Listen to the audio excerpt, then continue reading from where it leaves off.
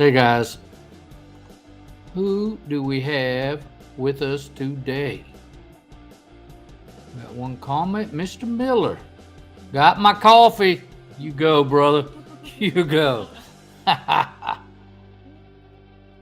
All right. Well, we're going to go across.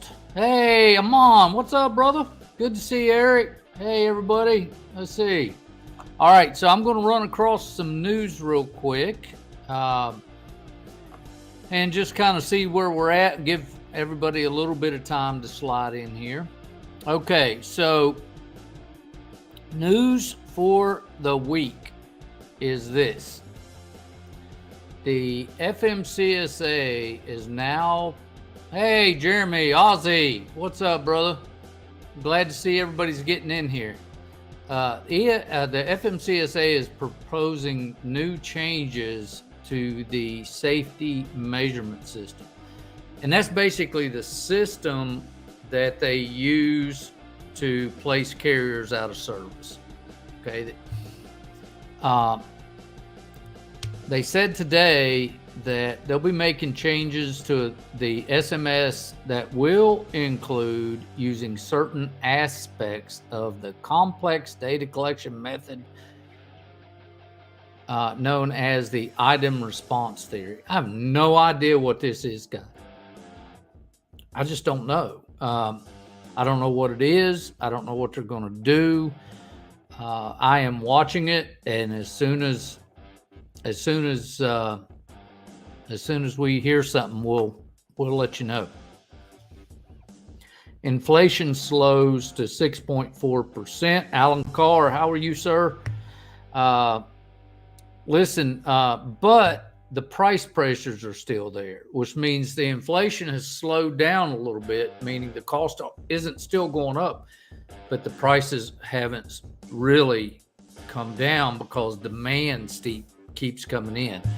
So that's kind of a concerning thing. We'll just have to hide and watch on that.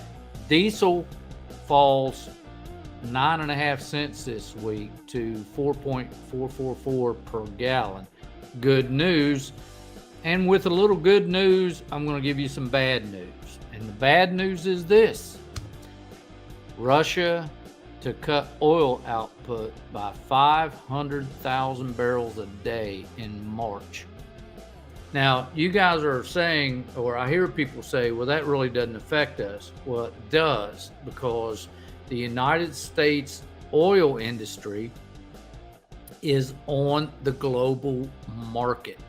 So when the prices or the production is cut in any area, Skylark, how you doing? Hey, when it's cut in any area, it affects everybody, no matter what. It's just what it is. It's a supply and demand thing. All right, so we're done with that. And our next thing is this. Please remember, all proceeds from our mentorship program, all of that goes to the Wounded Warrior Project and St. Jude's Children's Hospital. Okay, so all that money at the end of the year, our goal is $10,000, which is $5,000 a piece. We gave $2,000 a piece this year. We're going to give $5,000 a piece next year. Hey, Gary. So that's our goal.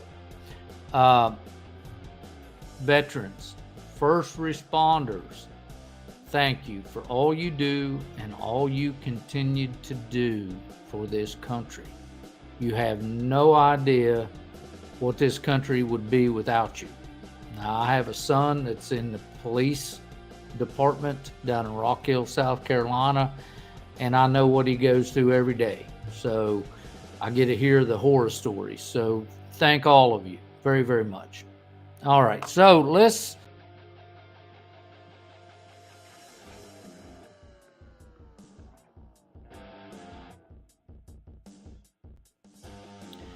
the bad news is Chris. You guys remember Chris? We were on, or he was on the podcast the other day, or a couple weeks ago, 2-3 weeks ago. And Chris is leaving us. He's taken, he got the dream job of a lifetime.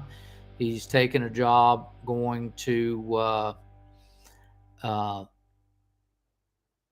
you know, he's taken a dream job that he wants, and I wish him the best in the world. When guys come on and they do such a great job, and he did, and he was just an amazing guy, and I really appreciate all he did, and I hate to see him go, but I love to watch him leave. He's going to bigger and better things, and I appreciate it. So that's the sad news for today. Jeremy is on here. He's taking the lead spot. He's going to be the number one driver. So Jeremy, you got shoes to fill, brother. We appreciate you too. All right.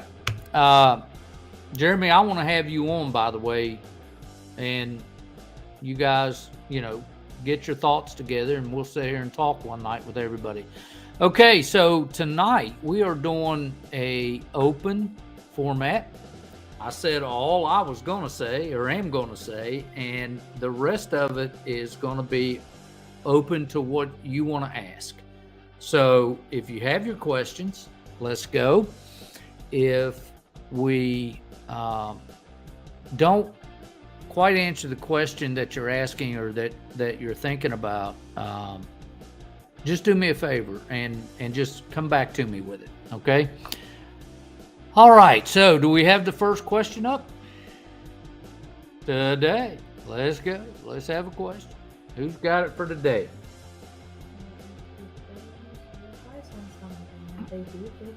Yeah, if you guys got advice, let me have it. Hey, by the way, Jeremy, I'm talking to you straight up. How did that load turn out when you, the one you called about having issues with tarping? How'd that work out?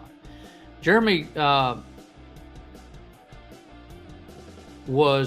sometimes this is really good to have a sounding board, and this is what we try to do for the guys.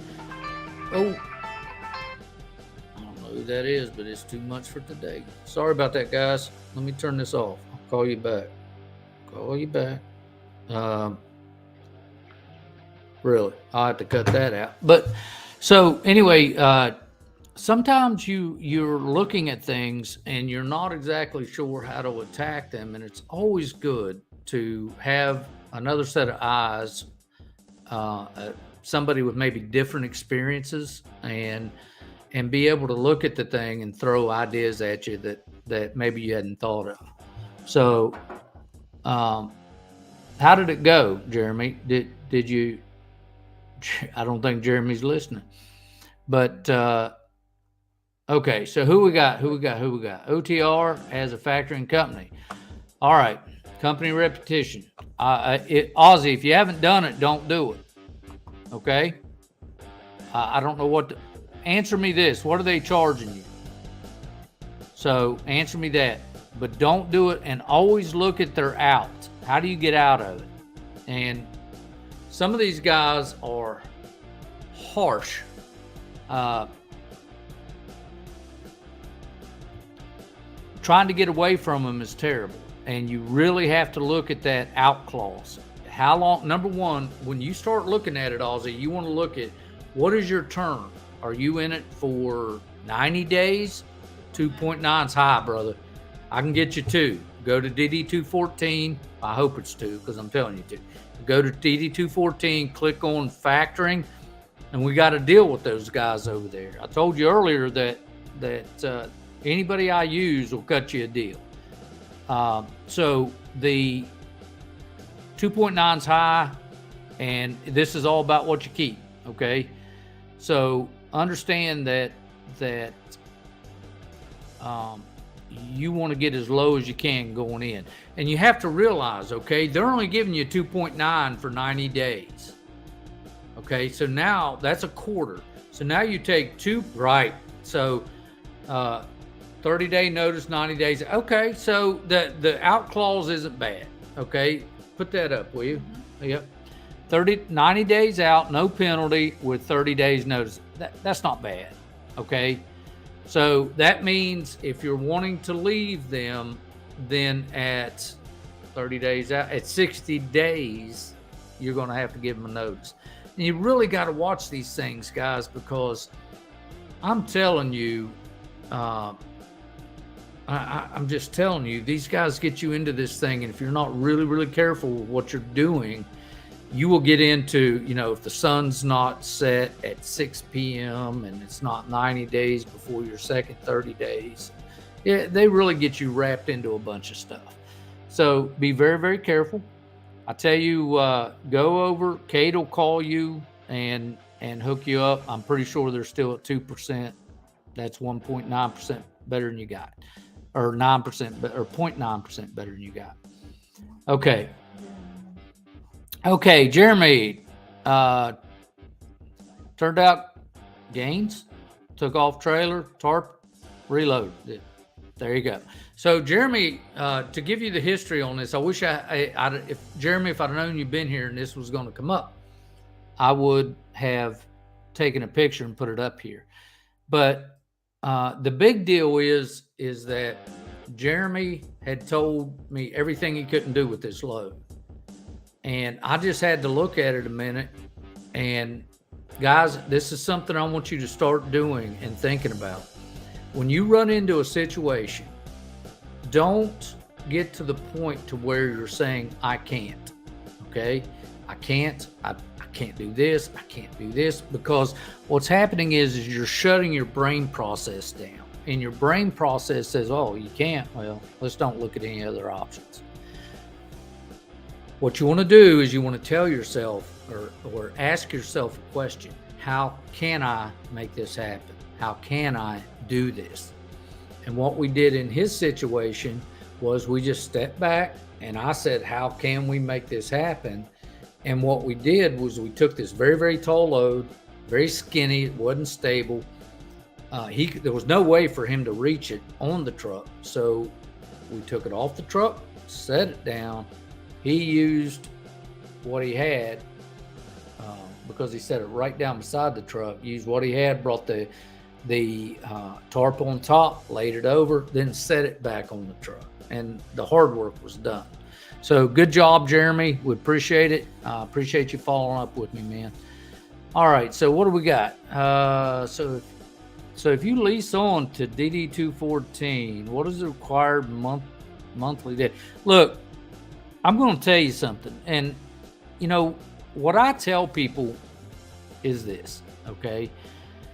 Whether you're running or whether you're not running, your bills are coming.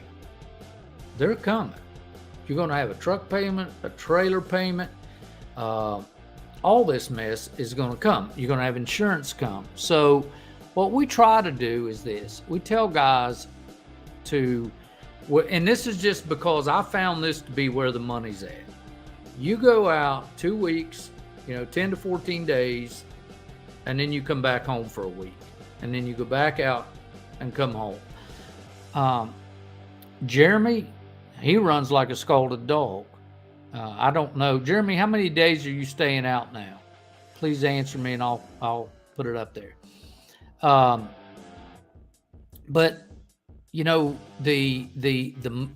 the money, if you try to go out and back in 1 week, you're going to kill yourself. You're going to kill your dispatcher. You're going to kill yourself, because when you go out like a shotgun. You can go anywhere. But when you cut it off at a week, understand that you're only able to move maybe 700 miles, because it's going to be 700. You don't know what the delay time is. I don't recommend it. Matter of fact, we don't even take them. If you have to be back every week, we don't take you under dispatch, or we do not take you under leasing.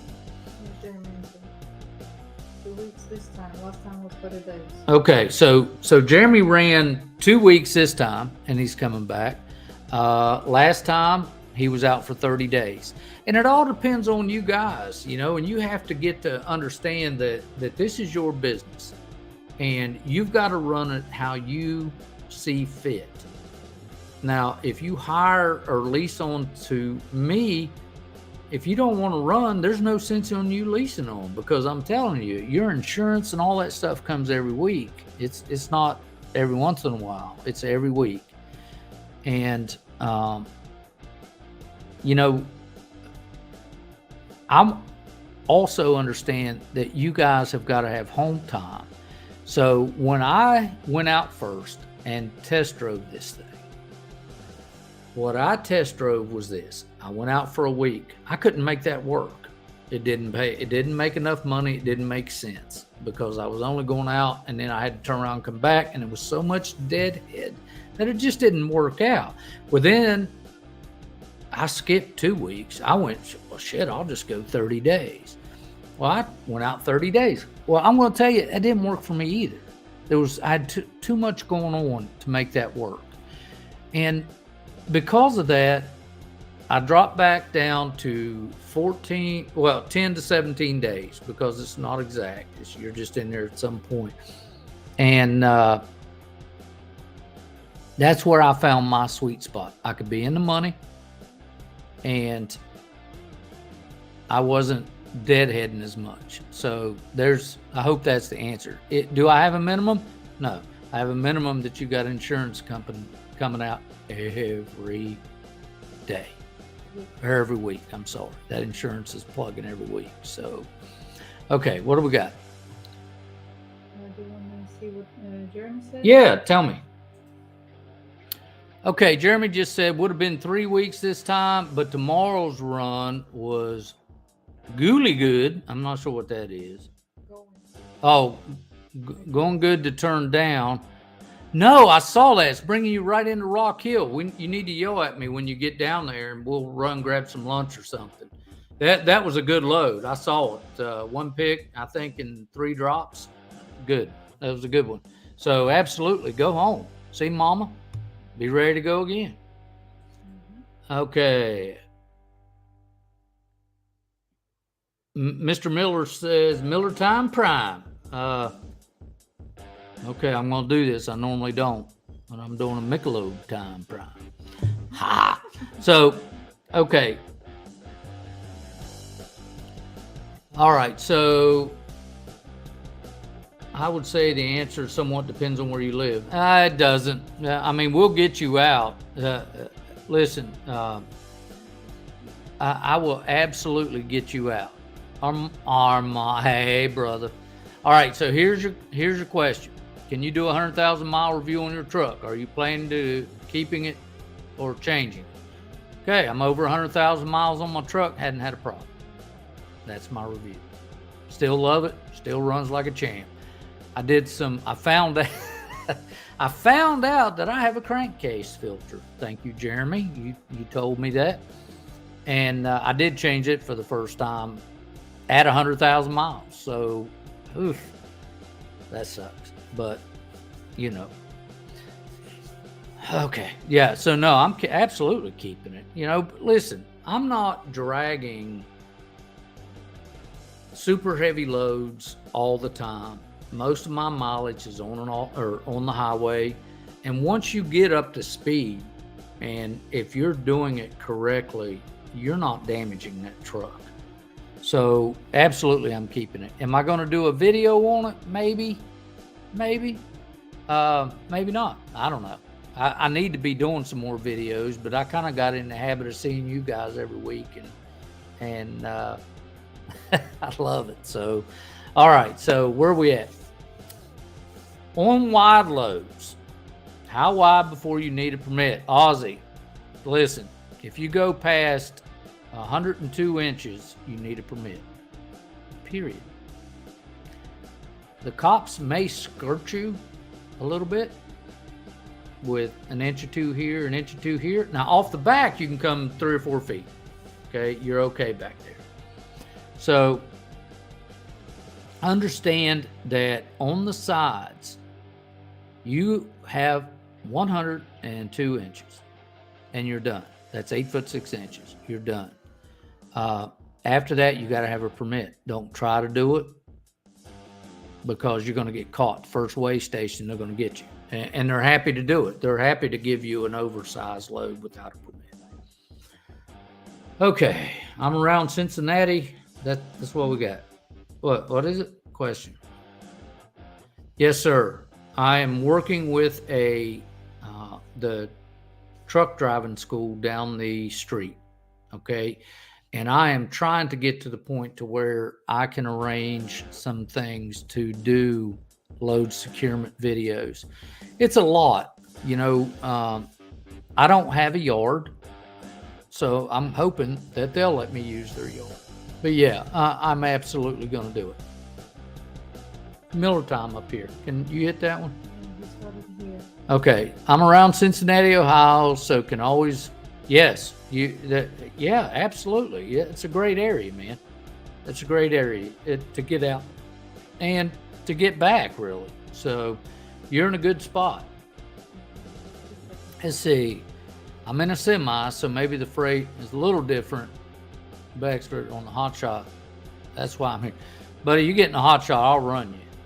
You already got the semi experience, so you get your Hotshot set up and come see me, and we'll make it happen. Okay. If I was gonna recommend a Hotshot setup, it'd be 3500 Ram or 350 Ford with a 35 and 5, and I think you'd be just fine with that. If you can get air right, it's even better. So there you go. All right, so Gary, you're welcome. Yeah, so what we got? Everybody got everything they need for today?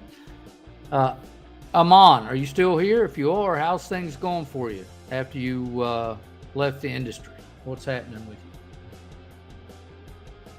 Let me know. And so, other than that, while we're waiting for the next question to populate, we have we've had a good week this week. 2 roadside inspections. Aced those. The drivers did great.